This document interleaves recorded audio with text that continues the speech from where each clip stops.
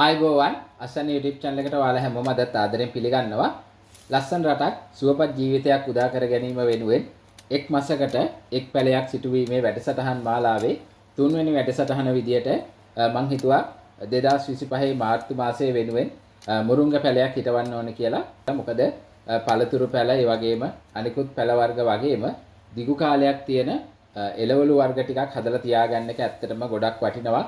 මොකද එළවලු මිල සමහර කාලවලදී අසාමාන්‍ය ලෙස ඉහළ යනවා. ඒ වගේම ආහාර අර්බුද ඇතිවන අවස්ථාවල් වලට සාර්ථකව මුහුණ දෙන්න දිගුකල් පවතින එළවලු වර්ග ටිකක් හදලා තියාගන්න එක ඇත්තටම ගොඩක් වටිනවා. ඉතින් ඇත්තටම ඉස්සර නම් අපේ ගැමියෝ මේ පුරුදු වෙලා හිටියේ තමන්ගේ ඉඩමේ පිටවැටට මේ මුරුංග දඬු කිහිපයක් හිටවන්න.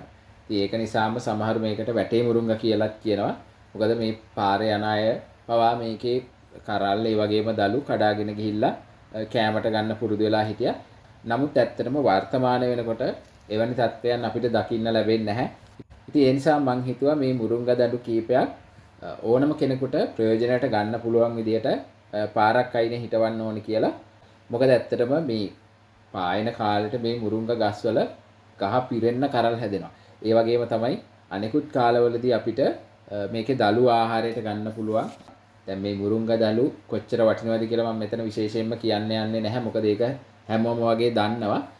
සාමාන්‍යයෙන් අපි වෙනත් කිසිම පලා වර්ගයක් ආහාරයට නොගත්තත් සතියකට සැරයක් හරි මේ මුරුංග දළු ටිකක් අපේ ආහාර වේලට එකතු කරගන්න පුළුවන් නම් අපිට අවශ්‍ය සියලුම පෝෂණය මේ මුරුංග දළු වලින් ලබා ගන්න පුළුවන්කම තියෙනවා.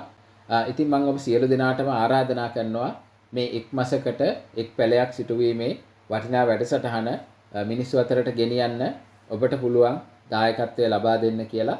ඒ වගේම ඔබ මේ මාසය තුල එක් පැලයක් හරි සිටෙවුවා නම් ඒකේ ෆොටෝ එකක් එහෙම නැත්නම් ඔයා හිටවපු පැලේ මොකද්ද කියලා කමෙන්ට් කරන්න කියලාත් මතක් කරනවා.